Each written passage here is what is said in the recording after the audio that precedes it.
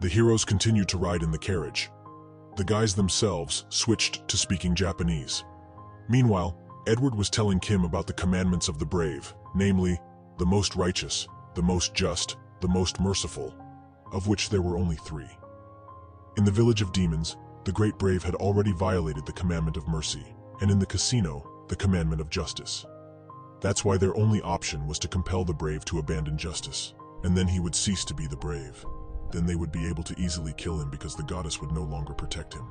Edward told him that this was exactly what he wanted. But in response, the knight Kim only asked why the prince had such a strong desire to kill the brave because he completely did not understand it. To this, Edward replied to the young man that initially none of this was part of his plans. But later, after some careful thinking, Edward decided to refine the plan of the old King Roar, who sat on their throne. But Kim responded only with confusion and asked what the guy was talking about. Edward told him that the cursed old king intended to make the future king the first prince, the brave, and to the second prince, to assign the role of his assistant, who would act from the shadows and clean up after the first. But one day, the king accidentally mentioned a way to strip the brave of his title and power. That's when Edward understood what he needed to do.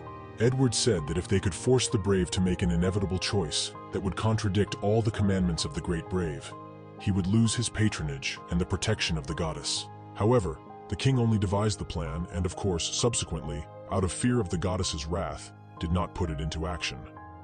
And so it happened by chance that Edward peeked into his secret records, closed off to others.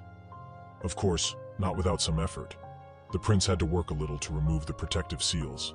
And now, according to the young man, they should act according to the elaborate plan, which the prince only slightly adjusted.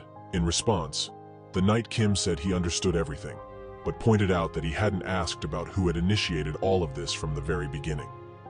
Nevertheless, Kim decided to repeat his earlier question: why exactly Edward wanted to kill the brave, and not the king.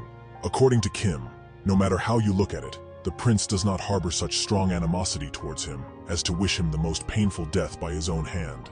The prince began to explain to Kim that if he kills his brother, or rather the brave, the sadness will pale in comparison to the despair that will grip the old king at that moment. By that time, they had already arrived in the Flatfield Plains. Kim looked into the distance and saw that ahead of them was the fortress of the Demon King, and they were very close to their destination. Edward said that all of this seemed very suspicious to him. Kim asked if the guy was talking about the fact that the fortress of the Demon King was erected in the middle of an empty plain without a single guard, but the prince denied Kim's words, saying that it was something else strange. According to the prince, the fortresses of Demon Kings he had encountered in various games were usually surrounded by magma, poisonous blocks, or other obstacles. But for some reason, the demons had built this fortress in an ordinary step, which is what struck him as strange. However, Kim vigorously shook his head at these words and told the prince that he should tell him if it's not the fortress of the Demon King. Then what other nation in this world would decide to build a capital in such a desolate place, because he really wanted to see this abnormality? However, Kim agreed with Edward's words, saying that it was indeed very strange. Edward asked Kim what he meant by all of this, to which Kim replied that there wasn't even an ant in the vicinity. Kim added that not only ants but also no insects in the grass. Before that, they had passed a hole that looked like it had been dug by a rabbit, but it appeared abandoned. Edward tensed up, turning his head back to Kim, asking what could have happened. To this, Kim only shrugged and said that he didn't really know, but he was sure it wasn't a coincidence. Suddenly, the horse neighed loudly. Edward shouted, asking what was happening and what had suddenly caused the horse to react like that. Edward asked what happened to the horse. Kim descended from the carriage with the intention of checking on the animal. The prince speculated that the horse might have just been frightened. But then what exactly? Because Edward didn't notice anything frightening during their journey. And now the great brave emerged from the carriage and asked Edward what had happened to the horse. To this, the prince told his companion that the horse couldn't move from its spot, so they both got out to investigate the cause of their problem. The brave suggested that maybe the horse had just become a bit tired and had stopped to regain its strength for the journey. However, the first prince immediately felt something strange, a familiar and unpleasant sensation. The brave speculated that it might be because of the fortress of the Demon King that he was feeling this strange sensation. Or there could be an entirely different reason for him feeling out of place. At this point, Prince Edward asked the brave what had happened and why he reacted that way, and if the guy had noticed anything. But the brave only shook his head and said that he hadn't seen anything. He just had a very strange premonition. But unfortunately, he couldn't pinpoint exactly what that feeling was. The brave said that maybe he would get a better understanding of that premonition when they got closer to the fortress of the Demon King. But the horse continued to stand still. The horse remained motionless, unable to budge. Prince Edward thought that perhaps the horse was simply hungry and tried to feed it. However, all his attempts were in vain. On the contrary, the priestess was concerned that the horse had fallen ill with something, so she decided to use healing magic. But it turned out the horse was as healthy as a bull. Kim, on the other hand, decided to do something and try to help his comrades. The knight attempted to instill genuine animal fear into the horse. However, the horse simply trembled and remained standing in place as before. The brave, however, did not stand idle, and in the end, the first prince delivered a passionate speech about the importance of defeating the Demon King and why they must continue their journey to the fortress of the Demon King. As expected, this also had no effect on the horse. After all their unsuccessful attempts to make the horse move, the great brave finally said that there was nothing they could do and that they would have to camp here for the night. Edward told the horse that it had also had a long day of travel, and it needed a proper rest too. The second prince reached for the buckle of the harness connecting the horse to the carriage, allowing it to move freely. As soon as the horse was free, it let out a loud neigh, and its eyes turned red. It was very frightened.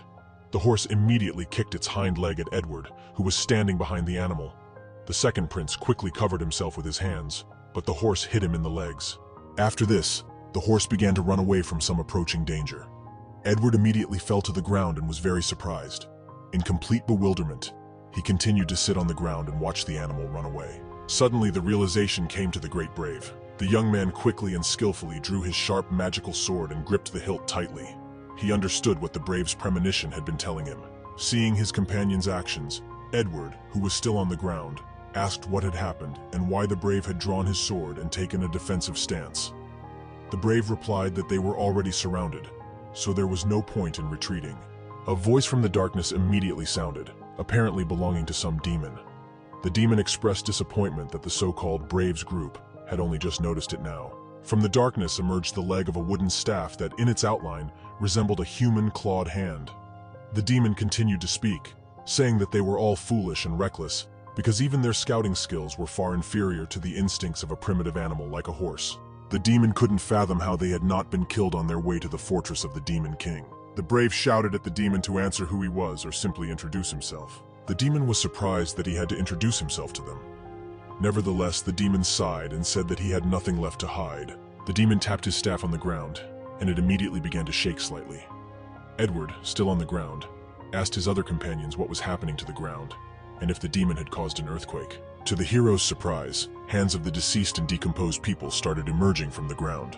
It started with just one hand, but soon, thousands of corpses began to emerge from their resting places underground, and gradually, the decomposed bodies of various people became visible.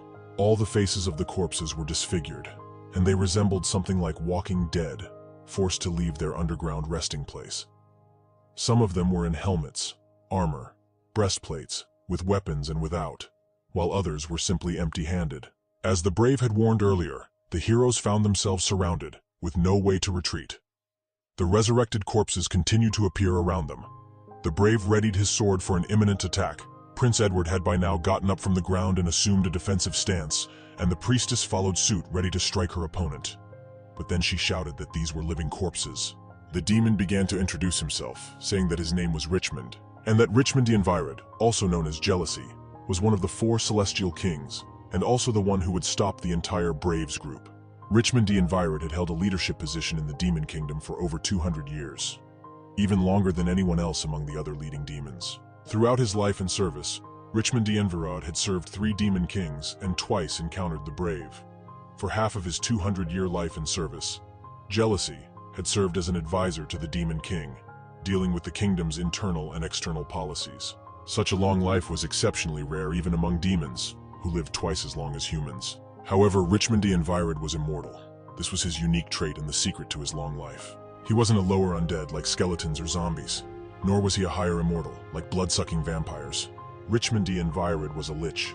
A lich is the most ancient of immortals, unable to die unless someone destroys their rare relic, which houses the demon's soul and powers. Once Richmond the Envirid had experienced what death was, he only grew stronger from it. His demon's arrogance pierced even the heavens themselves. No one in the fortress of the Demon King, not even the king himself, dared to act recklessly toward him. But that changed when the previous brave invaded the domain of the Demon King. That's when Richmond the Envirid blocked his path, summoning hordes of living dead. However, Richmond the Envirid's army fell to the immense power of the brave's light magic. In the end, he himself was defeated. But when the relic was able to fully restore the Lich's physical body, the Demon King had already fallen at the hands of the same great brave. The demons around Jealousy were amazed at how he had survived. Everyone around Richmond the Envirid kept questioning why he cared only for his own well-being and why he hadn't perished when his majesty died at the hands of the brave. Demons also speculated that perhaps Richmond the Envirid had feared death and fled from the battlefield, thus betraying his king. Richmond the Envirid's pride, which had once reached the heavens, plummeted to the deepest depths. Others in such a situation might have silenced the accusing voices through force and quelled their wounded pride. But Richmond the Envirid, unlike those commoners, was the most brilliant mage. He would not so shamefully shift blame onto another demon. Instead, like a true scholar, Richmond the Envirid began searching for the reason behind his defeat at the hands of the brave. The main reason turned out to be light magic. The army of the living dead had nothing to counter it with. This was why they couldn't secure their victory against the great brave's team. Richmond the Envirid worked tirelessly to develop greater resistance to the light and the brave's magic within himself and his army. Eventually, he succeeded.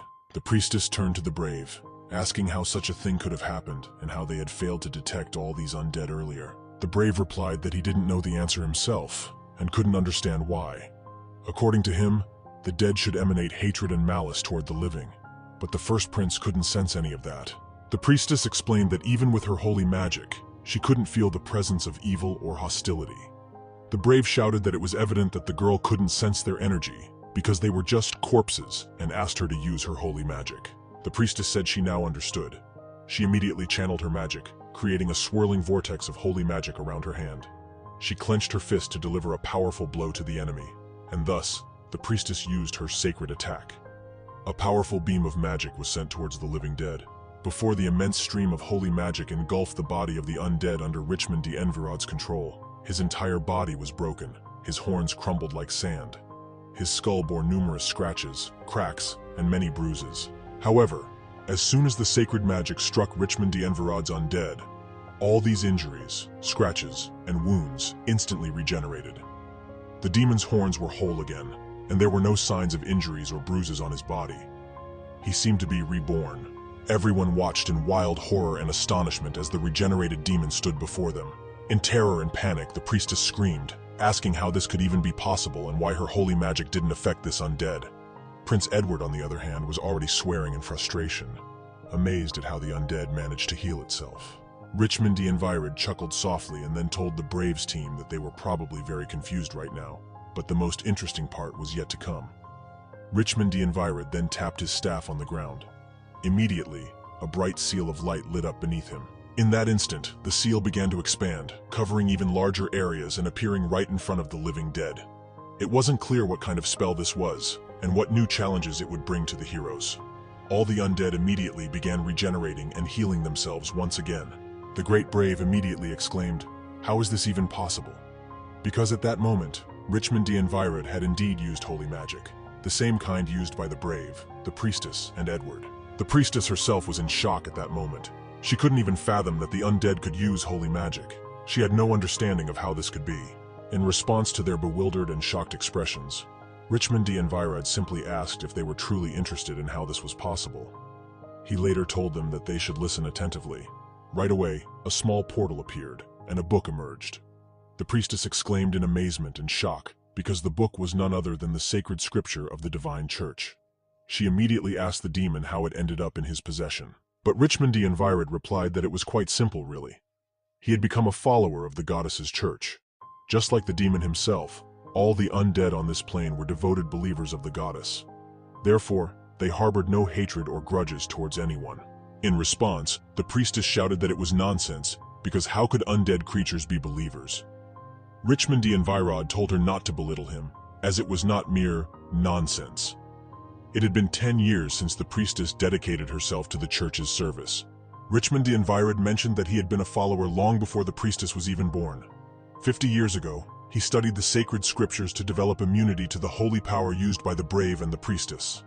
Richmond d'Envirod lived his life according to the accounts of the saints and servants of the church. Richmond d'Envirod scolded the priestess, telling her not to look down on him because his faith in the goddess was much stronger and greater than hers. He said that if she had only served in the church for 10 years, she was the youngest among their believers. At that moment, Richmond d'Envirod thought that someone like the priestess was on the same level as the young man he pointed to. The priestess immediately looked where he pointed. In reality, there was just an ordinary living dead, and it couldn't even regenerate properly. The priestess was shocked, and her self-esteem and pride were easily hurt. She compared herself to a bag of walking flesh and bones. Richmond d'Envirod explained that the hatred and resentment in the undead were born from their envy of the living. The priestess still couldn't comprehend it because she was on the same level as the weakest undead. Richmond d'Envirod then explained that he had redirected this envy, hatred, and malice into a completely different direction. He decided to channel it. After all, Richmond d'Envirod was the true king of envy. Meanwhile, the Knight Kim lay calmly on top of the carriage they had arrived in. He seemed completely oblivious to what was happening around him. The uprising of the living dead. The priestess screamed again, addressing Richmond d'Envirod and stating that it was impossible. And such a thing couldn't happen, because the living dead were far from the righteous life defined by the goddess. Therefore, they couldn't have faith. Richmond d'Envirod replied that there is nothing in this world untouched by the hand of the goddess. Be it an insect or a grain of sand in the desert, everything in this world is imbued with faith in her. He also stated that even the undead, creations of the goddess in the past, were living beings who obeyed her magical charms. This meant that there was nothing stopping them from having their faith in the goddess. The demon further pointed out that the priestess, as a holy person, should know better than anyone present on the Braves team since she was also a saint like them.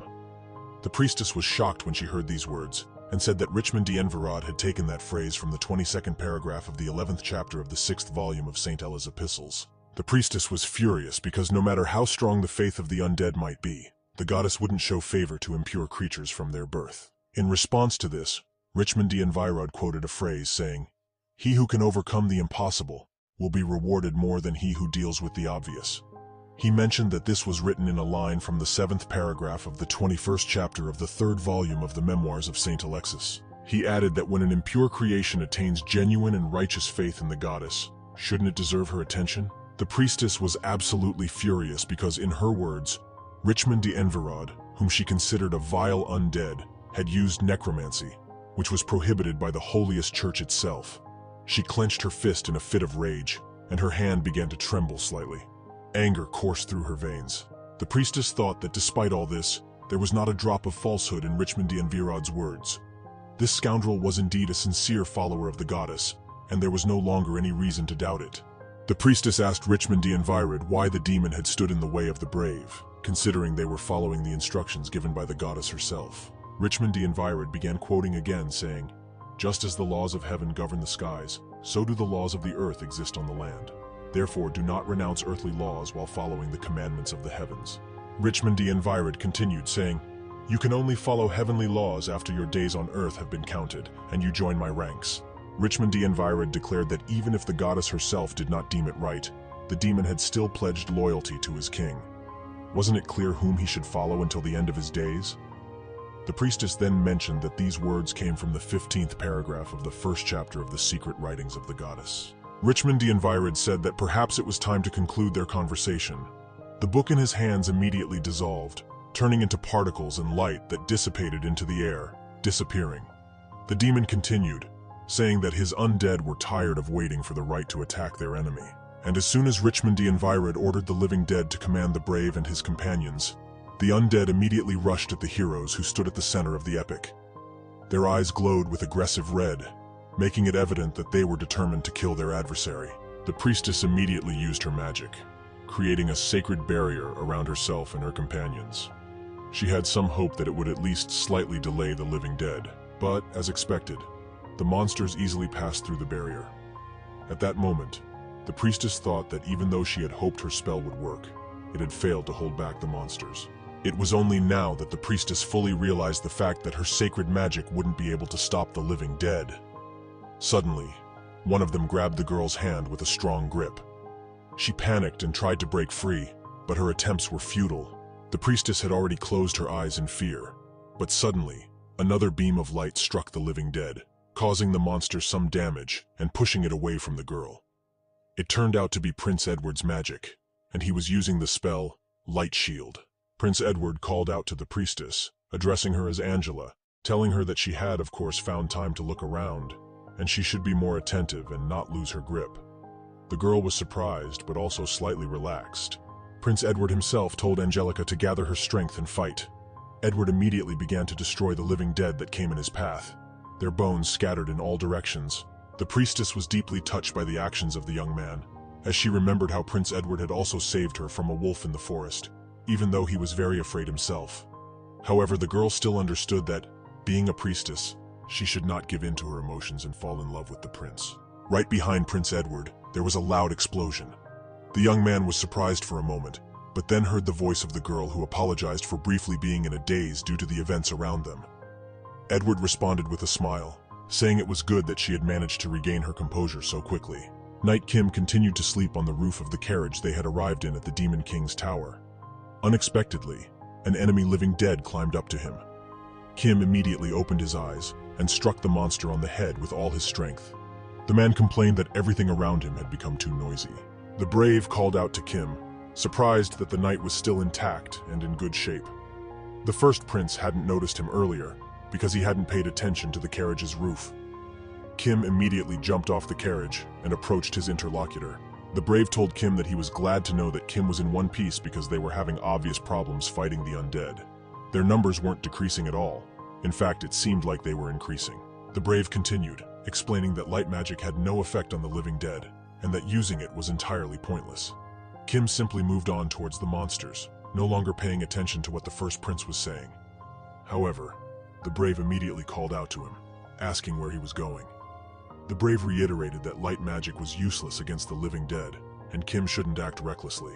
But in response to these words, the knight Kim simply turned to the brave and asked him, "What difference does it make that light magic doesn't work on monsters?" The first prince could only exclaim in astonishment. Kim immediately blocked the living dead's attack with his sword, surprisingly not piercing the monster's arm by even a bit, which slightly amazed the knight. However, right after that, Kim grabbed the undead creature's arm firmly and with a powerful grip. Then, using just one hand, he swiftly and skillfully twisted the monster's arm, completely breaking it. Without any remorse or hesitation, Kim forcefully and with a loud crunch ripped off the arm he had just broken from the living dead. His eyes were filled with bloodlust and a desire to kill. Within seconds, only some remnants of the monster were left on the ground before Kim.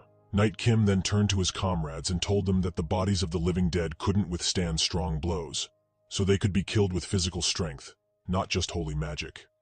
Upon hearing these words, everyone around awkwardly fell silent. The priestess looked away, and Edward turned around, indicating that he didn't want to associate with this morally questionable individual. The brave thought for a moment, and said that indeed, by thinking, using light magic against the living dead, the young man had trapped himself within this foolish stereotype. However, now they knew how to fight their enemies. But then the brave mentioned that if sacred magic was entirely useless here, it didn't mean that he couldn't fight his opponent. It just meant that he would have to swing his sword harder for victory. With or without holy magic, the living dead were currently subservient to the Demon King. Right now, the first prince stated that the sacred sword would unleash tremendous power upon them. The brave considered that it might not be possible to cut them, so his best option would be to crush the skulls of the monsters with his sword. Without light magic, the living dead still regenerated, even if they were sliced up. A regular sword wouldn't be able to withstand such stress, but a sacred sword certainly could last until the very end. At that moment, the priestess unleashed a powerful strike directly into the face of one of the living dead, smashing its skull. In her mind, she quoted, "If, for self-defense, we take up iron weapons, what remains for the common priest, for the best defense will be his own fists." These words had been spoken 1,000 years ago by the high priestess of the goddess's church. Prince Edward, on the other hand, thought it was annoying that light magic was entirely useless here, but it wasn't the only way to use it. Knight Kim stood and watched his comrades from a distance. He noted that they were holding up much better than he had even expected, but there were still too many living dead for the four of them. They would be killing them until evening. Therefore, Kim thought they should speed things up a bit. Richmond de Enverod laughed, saying that his braves' companions were trying hard to defeat his army, but unfortunately, a couple of thousand defeated undead wouldn't even make up 1% of his entire army. So soon, they would all join Richmond d'Environ's forces. Just as Richmond d'Environ started to laugh coldly and maliciously, a fiery attack suddenly came out of nowhere from the sky, hitting his army of undead. The demon couldn't have expected this. Richmond d'Environ raised his eyes to the sky and saw a huge red dragon hovering right above them, unleashing all this fire on his army of the living dead. Everyone around looked on in fear and astonishment at the dragon that had appeared out of nowhere in the sky. But after a while, the brave and the priestess realized that it was their comrade, Kim, who had transformed into the dragon. The brave turned to him and said that he had already thought they would be surrounded by a horde of living dead. So Kim had saved them and transformed into a dragon. Kim confidently declared to all of them that he was now heading straight for the Demon King's castle, because they would be killing the undead for a long time otherwise. Time was much more important for them. The brave turned his head towards Prince Edward and noticed that the young man didn't look surprised at all. So, did that mean Edward already knew that Knight Kim could transform into a dragon? That's why the brave decided to ask the prince about Kim. He asked the prince if Kim was a dragon, but the young man immediately refuted his interlocutor's words and said that it was not the case at all. But the brave then asked the prince, then what the hell does his similar form mean? To this, Edward simply sighed and apologized to the young man because, according to the oath he had sworn, he couldn't reveal Kim's true nature. Edward explained that Kim's birth was unique, unlike that of ordinary people around them. His birth carried immense danger, which could have turned everyone in this world into his sworn enemies. With that note, Edward fell silent, saying that he couldn't provide any more information. The brave contemplated that since Kim had transformed into a dragon and was marked by a special birth, he could only be one being he knew how to name. The brave immediately exclaimed, "Could Knight Kim be a transformer?" To this, Edward simply shook his head wearily and said that perhaps he indeed was. The brave understood it all because the ability to transform was something possessed only by a demon doppelganger. Mr. Kim was either a traitorous demon or someone with both human and demonic blood running in his veins. In that case, it became clear what Edward meant by his special birth. But if we were to assume that this guess was incorrect, then the brave had only one option left. Namely, that monster which had caused his demise in his previous life. However, the brave immediately pushed these negative thoughts aside. It was thanks to Mr. Kim that they had managed to defeat the demonic generals, and he had just saved them from the living dead. Furthermore, as the brave noted, he had already destroyed the demon of destruction in the forest with his own hands. This experience had become part of his path to becoming a true hero, and he was ready to stand in defense of his comrades and fight against the darkness wherever it appeared. The brave blamed himself for doubting Mr. Kim even after all the things he had listed above. In most cases, he had saved or helped them, just like now. Nevertheless, the brave concluded that Knight Kim couldn't possibly be the demon of destruction. The brave told his comrades that he hadn't even thought it would be possible to cover such a vast distance in just 30 minutes. He added that he didn't know what they would have done if Mr. Kim hadn't been with them. The brave also said that the place right in front of them was the Demon King's castle. They were very close to their goal, and no one wanted to give up or turn back. The brave also noted that the castle looked much simpler than the young man had expected. Kim, on the other hand, told the brave that they didn't have time to simply admire the castle. He also told the first prince to turn and look back. The brave followed the advice of Dragon Kim and immediately shouted that the living dead seemed to have no concept of fatigue, as a huge army of the undead was charging towards them. The priestess dared to suggest that at the current distance, the living dead would catch up to them in just a couple of hours. The brave pondered because they had only a couple of hours to come up with some sort of plan. The brave thought to himself that they had less than 2 hours to kill the Demon King, and also managed to get away from here as quickly as possible. Perhaps they could escape again on Mr. Kim's back. However, the brave also realized that they had very little time, and if they didn't get rid of the Demon King before more undead arrived, the situation could repeat itself. They needed someone who could buy them some time.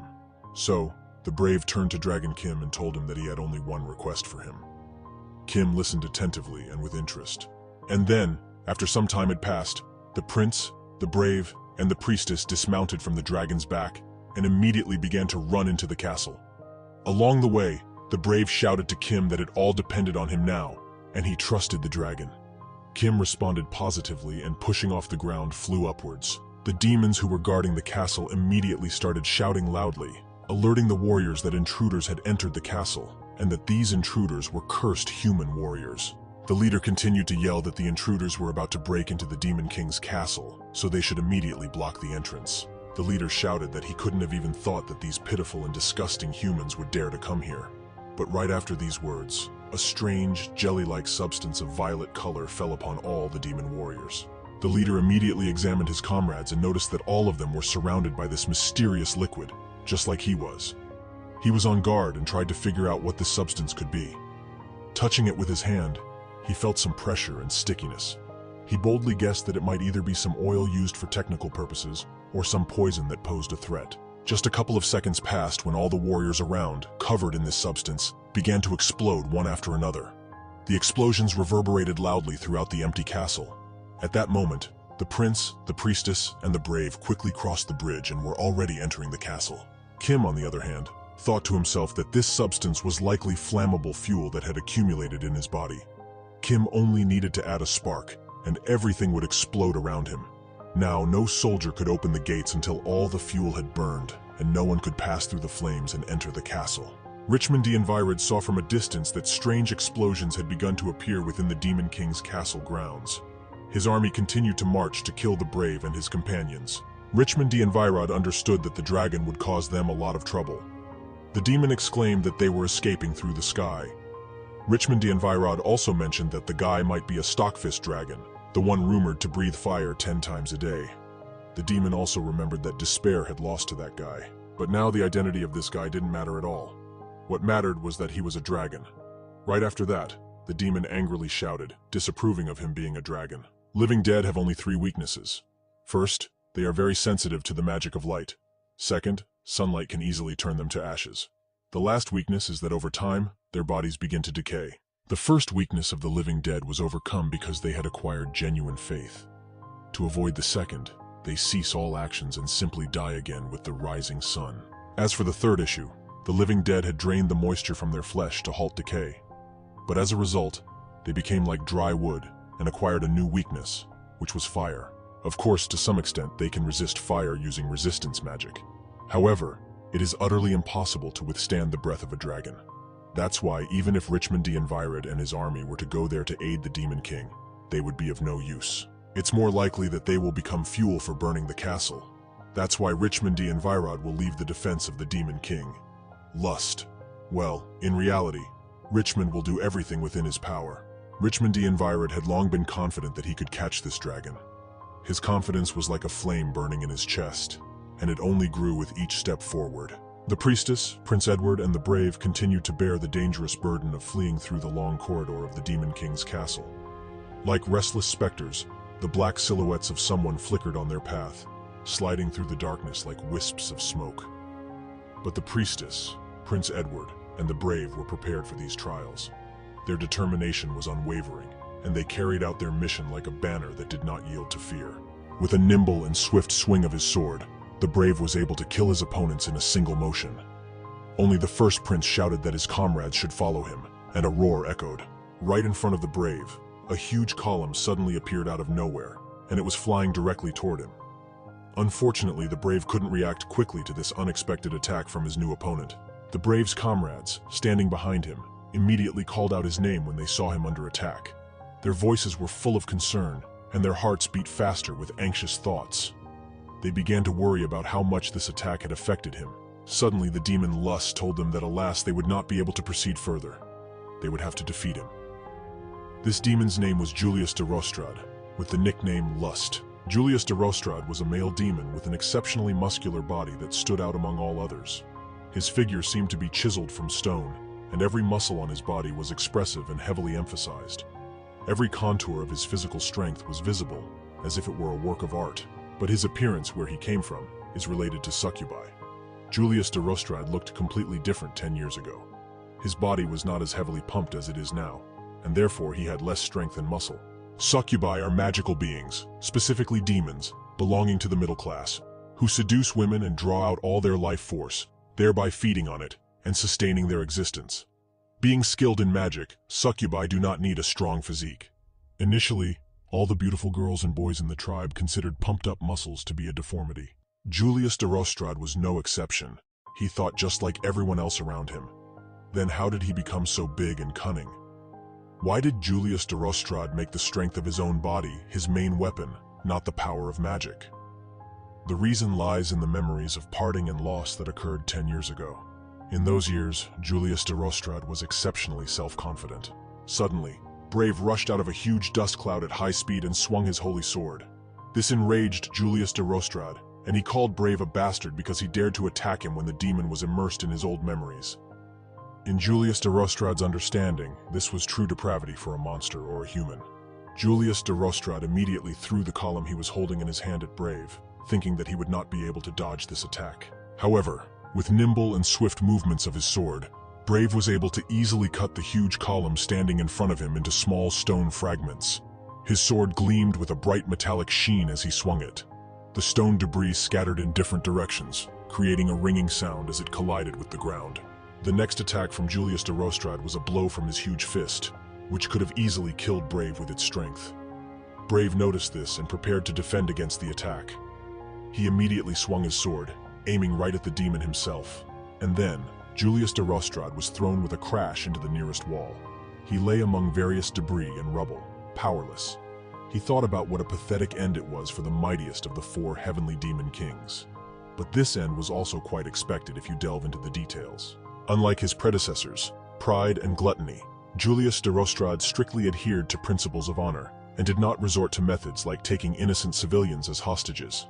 Additionally, Julius de Rostrad did not possess the strength of a colossal monster like Wrath or Sloth. He would not engage in a favorable battle for himself, like greed. Finally, Julius de Rostrad did not have such a massive army as Envy. This is why he could be considered the weakest of all 7 heavenly demon kings. In a straightforward one-on-one battle, the Great Brave could confidently be called the almost strongest, as he managed to defeat them all. Brave shouted to his comrades, Prince Edward and the Saint, to hurry because they needed to move forward. 2 of them immediately followed the first prince. Meanwhile, Julius de Rostrad continued to lie amidst the rubble, thinking that he knew all along that it would be impossible to defeat Brave with his physical strength alone. The demon mentally apologized to his king because apparently this would be his end. Blood immediately spurted from his mouth and his hand fell lifeless. Overcoming fear and adrenaline, Brave rushed further down the corridor, his steps quick and resolute. His heart was beating so loudly that he could almost hear it in his ears, but he knew that the Demon King was right here. Ahead, a door leading to a hall opened, and they were almost at their goal. They were prepared for this moment, ready to confront the source of all their woes and suffering. Only one thing remained: to open the doors to this hall and step into the heart of darkness. The heroes saw a girl of graceful appearance standing in the center of the vast hall. The Demon King immediately turned to those who had entered the room and asked if Julius de Rostrad was among them. Brave was absolutely shocked by what he saw. His heart raced in his chest and disbelief flashed in his eyes. He couldn't believe his eyes and exclaimed loudly, as if expressing his disbelief to the entire world. Could this really be the Demon King, whose death they had pursued for so long and relentlessly? At the same time, Richmond de Envirad faced a problem in the form of a huge dragon above his army. He wondered why the dragon was not breathing fire on them now. Or perhaps the dragon had something else in mind to defeat him. Or perhaps the dragon simply couldn't do it, and he was just trying to buy time for Brave and his team. The demon didn't rush to dismiss this possibility. He pondered whether he should send at least a small part of his army into the fortress now to protect the Demon King and assist Julius. Meanwhile, the dragon Kim was entirely focused on his task. He was preparing a special substance that he had used before to create many explosions and quickly deal with enemy forces. Suddenly, Kim the dragon accelerated and flew at full speed straight towards Richmond de Envirad and his vast army. The demon shouted that the dragon was approaching. Richmond de Envirad chanted a spell that would allow him and his army to gain fire resistance, and fire resistance enhancement. However, the undead living beings watched in fear as a huge red dragon flew towards them at tremendous speed. Now that Richmond de Envirad was entirely confident that the dragon couldn't inflict any harm on him and his army, he shouted for the dragon to attack already. The demon himself was fully convinced of his strategy, but to their surprise, the dragon suddenly changed its angle of descent, sharply turned, and began flying horizontally. Purple jelly-like substance started to ooze from Kim the dragon's mouth, a substance he had successfully used before and knew exactly how to handle afterward. The undead onlookers watched these strange actions with clear bewilderment. Large and even small drops of the substance landed on almost everyone in Richmond de Envirad's army. However, when an equally massive chunk of it flew towards the main demon, he immediately shot it with light magic. Richmond de Envirad had no understanding of what this liquid was. The demon dared to assume it was some kind of poison. A grimace of confusion began to spread across his face. Richmond the Envirid burst into laughter and taunted the dragon, asking if it really believed it could poison the already dead living dead with its pathetic venom. The demon, seeing that the dragon couldn't use its power, continued to mock it, proclaiming that the dragon was much stupider than he had thought. His voice carried irony and a belief in his exceptional cunning. The dragon responded affirmatively, speaking his words slowly and distinctly, as if emphasizing their importance. He explained that in this situation, poison would be absolutely useless. Richmond the Envirid was immediately surprised. His eyes widened, and his heart pounded harder when he thought, perhaps the dragon had decided to finally use its dragon's breath after all. He tensed up and prepared for something great and dreadful, but all he saw was a tiny spark. Instead of a devastating elemental force, the demon saw something delicate and amazing. Richmond the Envirid burst into laughter, saying that it was a very cute little flame, and added that while his army of the living dead might be vulnerable to fire, they certainly wouldn't be afraid of such a fire. Immediately after these words, something bright exploded in the distance with a roar and a bright light tearing through the night. Richmond de Envirod's army, standing nearby, was repeatedly covered in the mystical liquid and exploded as if hundreds of fireworks were going off. The demon was struck and overwhelmed by this unexpected turn of events. It was not part of his plans, and he couldn't comprehend what was happening. His eyes sought answers in the chaos, but all he saw was flames and smoke enveloping his army. Dragon Kim told him that while it was toxic, it was primarily highly flammable fuel that accumulated inside his body, and it would only take about 30 passes to reach Richmond the Envirod, and thus kill him once and for all. Richmond the Envirod continued to stand his ground, not moving an inch, even as the flames and explosions drew closer and closer. He was filled with determination and pride, and his pride wouldn't allow him to run, leaving his army to die. He stood like a wall, ready to face his death head-on, knowing that his fate was now inevitable. The flames and explosions were advancing too quickly, and he realized there was no time to escape. And then, the flames reached the demon, engulfing his body. Richmond the Envirod, standing there motionless, felt the fire scorching his skin and explosions echoing around him. It was the moment he understood that his fate was sealed, and he was doomed to die. The proud and strong leader now found himself captive to the forces of darkness that he couldn't conquer. Yet his pride and commitment to his ideals remained unbroken, even in this moment of defeat. The vessel that had sustained his life and helped him remain immortal shattered into pieces. Richmond felt his strength and life slipping away, and his immortality was crumbling. It was the final act of his destiny, as he realized there was no salvation. The vessel that had supported his life for so long could no longer fulfill its function, and Richmond was delivered to death. Richmond the Envirid, reliquary shattered, disappearance irreversible. Of the 7 demon generals, none remain. The life force that sustained all the warriors of Richmond the Envirod's army began to vanish instantly, and all his servants started to slowly, but inevitably, die and lose their life forces. Suddenly, in that countless sea of forces and lives, their bodies began to lifelessly fall to the ground. The earth became covered with lifeless bodies. Dragon Kim immediately noticed that the undead had stopped their advance, and this unexpected pause raised questions for him. Did this mean that the summoner who controlled them had already perished? Dragon Kim expressed his feelings of disgust, saying that it was shameful to even call it a battle. His eyes revealed not only disappointment, but also some bitterness. And now, it was time for him to have a little snack and rest. Kim considered whether he should still devour those who hadn't yet burned, as his salamander abilities allowed him to eat even in a fiery pit.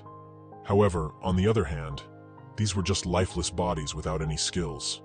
That's why Dragon Kim decided it would be better to eat those who remained in the Demon King's fortress, as they would be much more useful than some rotting corpses. As soon as Kim stepped inside the castle, he saw a vast number of demons who cursed Braver in their final moments of life. They continued to worry about their lady the Demon King. Kim licked his lips and began devouring these very demons. When Kim had finished his business, he simply walked down the corridor in search of something useful. It immediately struck him that Braver had certainly done his best, as he saw the main demon lying dead in the rubble. Only when Kim entered the hall, where the Demon King himself should have been, he heard someone loudly exclaiming something. In the room stood Prince Edward, armed with light magic. But opposite him was Braver, who shielded a girl, as if protecting her. Edward yelled at Braver to repeat what he had just said because the prince responded with a resounding no to his words. The young man was furious. Braver reiterated his words, telling the prince not to harm the girl, as they must coexist, which was the essence of his statement regarding the current situation. The saint urged them to calm down and lower their weapons first because something bad might happen soon, and it was not worth quarreling unnecessarily. As soon as Kim crossed the threshold of the hall, the young man immediately asked everyone present what was going on and requested that they explain the entire current situation to him. Edward grumbled disapprovingly about Kim being late, while Braver didn't rush to report the situation. Kim immediately began to inquire about the most important questions in his opinion, asking where the Demon King himself was and who the girl standing behind Braver was. The girl herself began to tremble, tears streaming from her eyes. Only when Braver attempted to explain everything to Knight Kim did he immediately think that it might not be worth telling the truth if such a scenario were even possible. But Edward promptly responded to Kim, stating that the girl who was hiding behind Braver was in fact the Demon King. Braver was displeased with such a direct answer. Prince Edward uttered his words with a tone full of disappointment, saying that Braver had renounced the mission to kill the Demon King. His voice was filled with reproach and disappointment, and he expressed the opinion that their entire journey here and all their efforts had been in vain. But Braver shouted to his brother, asking him only to listen to his words. His voice sounded mixed with feelings of concern and confusion, and he was flustered before the important conversation. However, Kim simply asked whether the prince had lied to him just now, receiving a negative response. Braver tried to persist and yelled at them that this girl was definitely not the Demon King anymore. Rather, she was one of them. His voice was insistent and full of conviction, and he tried to explain his point of view to them. But then Braver shouted that this girl had ceased to be one of them, so she was no longer the Demon King. In response to this statement from Braver, Kim asked him a question, as he didn't understand what that was supposed to mean. Braver shouted, asking Prince Edward and Knight Kim to believe him, saying that this body belonged to the Demon King, but the soul inside it was entirely from another world. Kim said it was utter nonsense. Braver shouted that he wasn't lying to any of them, and that his skill of detecting lies could prove the truth of his words to them. The young man was completely confident in his words, and was ready to use any means to convey his righteousness. Immediately, Knight Kim understood that the Demon King was the third person from Earth, and what Braver was saying was the truth. Kim pondered. Did this mean that after Edward's death he received a body from this world and was reborn? In simpler terms, did he just reincarnate or was he reborn? Kim moved to the continent in the same state he was in before his arrival. It was like returning to the starting point, and his fate could be calmly characterized as that of a transmigrant, someone who had experienced relocation or rebirth. In that case, who ended up in the place of the Demon King? Perhaps it was a soul from Earth that occupied the body of the Demon King from the New World Elmond.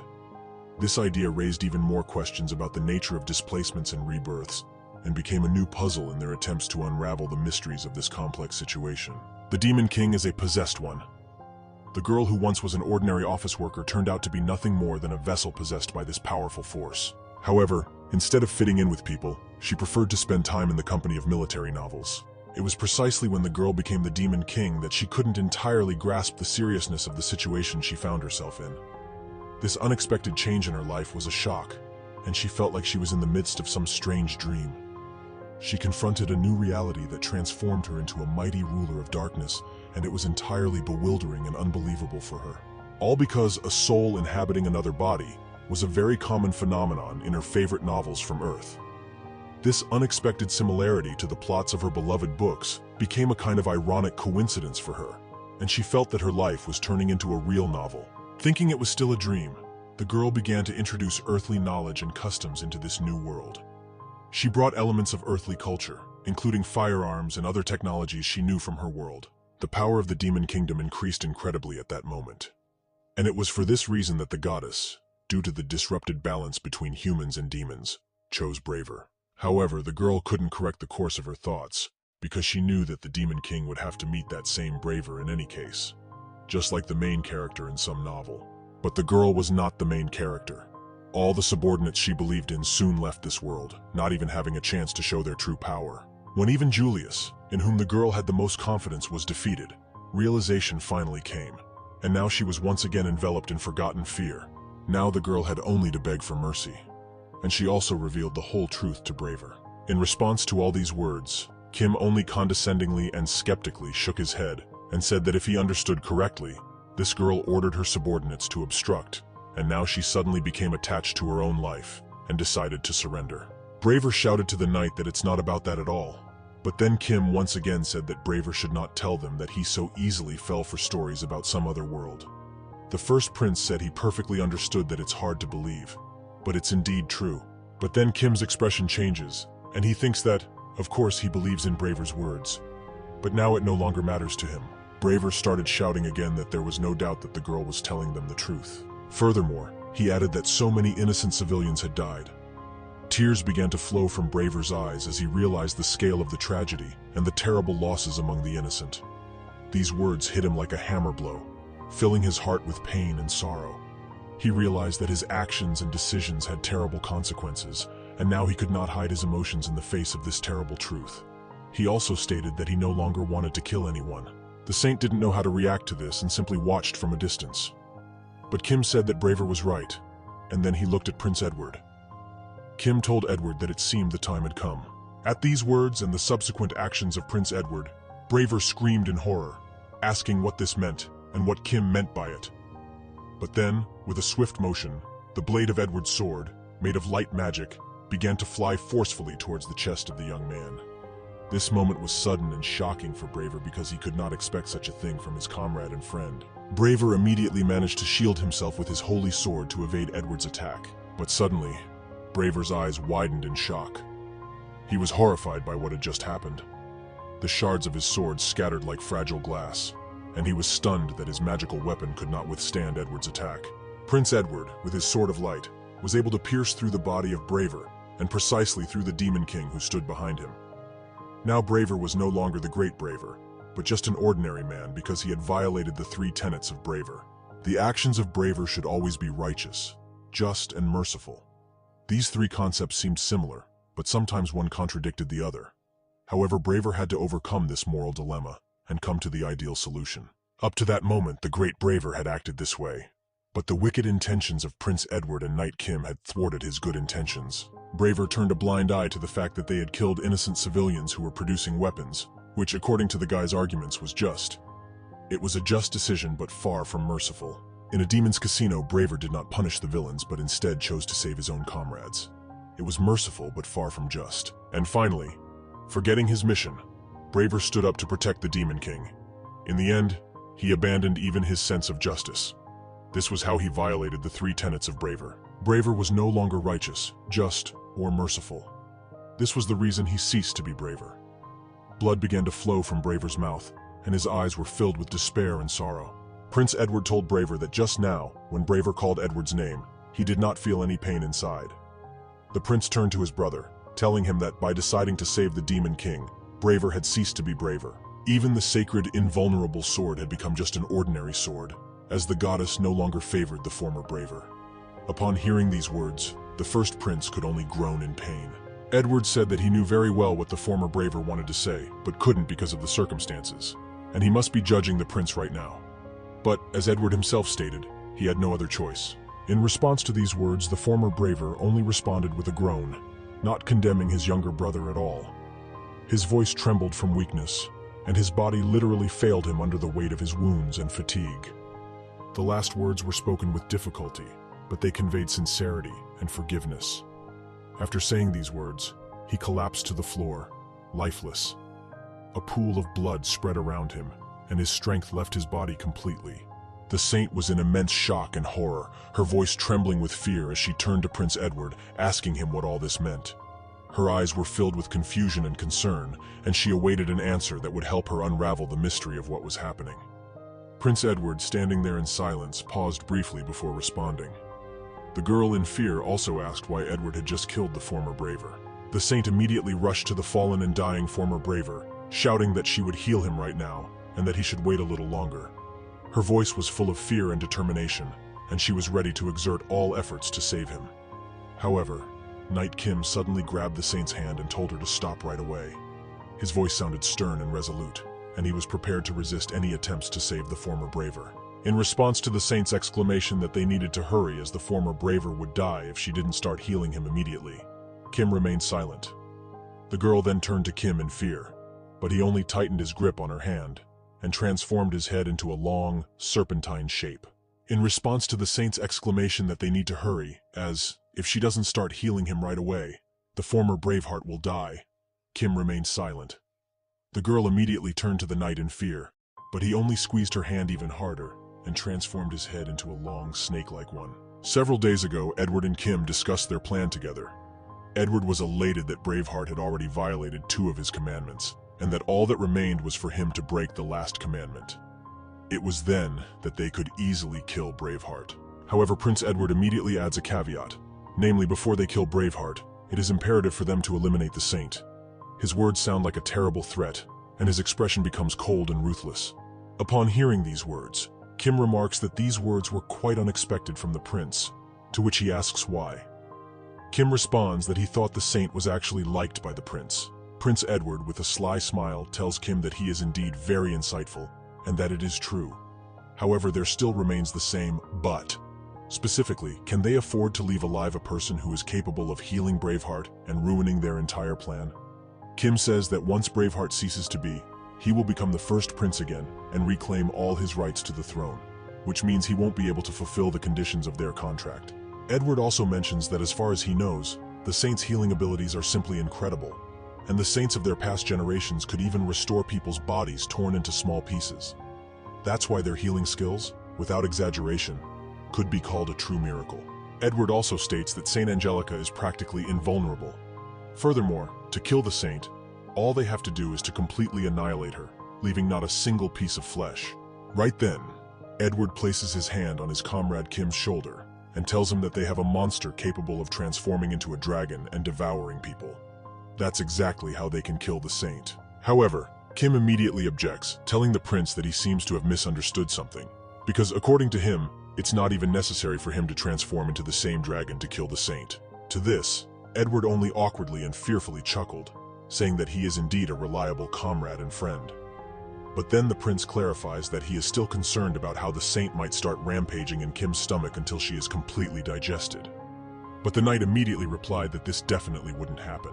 Kim said that judging by his extensive experience, everything he ate simply did not accumulate in his stomach and mysteriously disappeared somewhere. More precisely, Kim himself had no idea where all the food went, but since it wasn't related to his physical body, there was no way to get it out.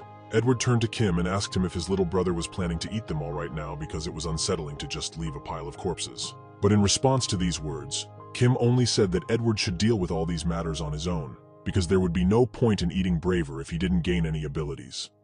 Also, the prince himself said that the goddess would grant the wish of those who contributed to the destruction of the Demon King, and when she appeared, they needed substantial proof of the king's death. Upon hearing these words, Prince Edward pondered that there was indeed some sense in Kim's words, so they should leave everything as it was. But how would the goddess hear his wish? Just as the prince said these words, everything around them began to glow with a bright yellow light. Unexpectedly, Kim found himself in a strange void. Around him, there was nothing but what could be called nothingness. And so, the knight opened his eyes and looked around. Kim noticed a very strange object in front of him, resembling an ordinary dice with different emotions on its various faces. He began to approach it. Kim asked if this dice was the goddess herself, and received the answer that it was indeed true. And right away, the young man asks if this is the true form of the goddess, because it doesn't quite resemble a goddess statue. To this, a brief response follows, explaining that it's both yes and no. The goddess explains that her original interface embodies the ideal image generated by the subconscious of the one in contact with her. However, since the current contactee goes beyond the system's control area, it is impossible for the goddess to generate a corresponding avatar. Kim asks what, in the end, the goddess is. The dice responds that the goddess is a complex system responsible for the creation and maintenance of this world. Her main task is managing skills and statuses, as well as generating monsters, controlling the cycle of souls, and much more. Kim understood that it wasn't the goddess herself who controlled the world, but rather the so-called control system. So, is that her true essence? Kim tells the goddess that he still has several questions that interest him. Namely, why Kim was transported to this world. He received an answer that explained that because this world and Earth are in close proximity, sometimes a glitch occurs in the system, transporting people to their world. The same happened to the prince, and also the Demon King. Kim asks the goddess why the monsters in this world resemble earthly animals or creatures from their legends. But the system raises its hands and responds that the reason for such similarity is that they were made in their image and likeness. Kim asks the goddess if there are any issues related to the killing of Braver, The system responds that there are absolutely no problems with this matter. Kim mentions that his presence here means he will be able to receive a reward for eliminating the Demon King, to which he receives an affirmative answer. But Kim also mentions that they killed Braver and the Saint, to which the goddess responds that she is well aware of that. Knight Kim says that for someone who has lost their messenger, the goddess doesn't seem particularly angered, but the goddess immediately responds that the system cannot have emotions, and that from a game function perspective, there is no favoritism. However, the goddess says that if she did have a personal opinion, she would say they did an excellent job. To this, Kim only asked in surprise, why excellent? The goddess says that the Braver system was implemented to ensure the development of this world and promote competition between the human and demon races without excessive bloodshed. However, the result turned out to be utterly disappointing. After the system's implementation, neither human society nor demon society underwent significant changes. However, thanks to what happened, there is now an opportunity to eliminate the Braver system. Bravers will no longer appear among the human race or the demon race. Kim said, in other words, both races can now annihilate each other. But what about their competition? The goddess said that humanity is not limited to just one race. It is a complex group that includes humans, elves, dwarves, lizard folk, and even entirely different species. Up to now, humanity has been a series of alliances, but with the disappearance of the demon race, internal strife will begin. Kim understood and replied that he had no more questions. Kim said they should get back to the essence because he heard that by killing the Demon King, the goddess would grant any wish of the Braver's companions. Kim asked the goddess if she could send him back to Earth. However, the goddess shouted that it is completely impossible to do so, and that she cannot send a creature to another world that has already had a significant impact on this world. Kim thought that his very existence was already completely changing the order of this world, so it turns out he cannot return to Earth. Kim said, in other words, it will be impossible for him to return directly through the goddess system. The goddess confirmed his words. Kim continued, asking if there is any other way for him to return to Earth. Would the goddess tell him about it? The goddess paused for a moment and then told Kim that Edward Grand Container is currently studying the relevant information, so it will take some time. Kim immediately told the goddess to cancel it then. Kim thought that he had had enough of what he knew himself, and that Edward still had no chance of breaking his contract with him. They had just figured out the way to return with the goddess.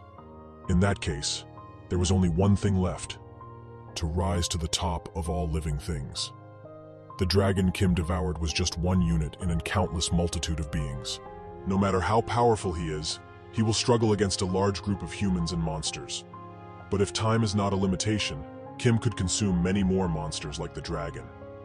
Kim desires an ability that goes beyond the bounds of what is familiar in this world. Kim asks the goddess if there exists a creation whose body structure surpasses all the laws of physics and is beyond reach. The goddess responds to Kim that such beings do indeed exist.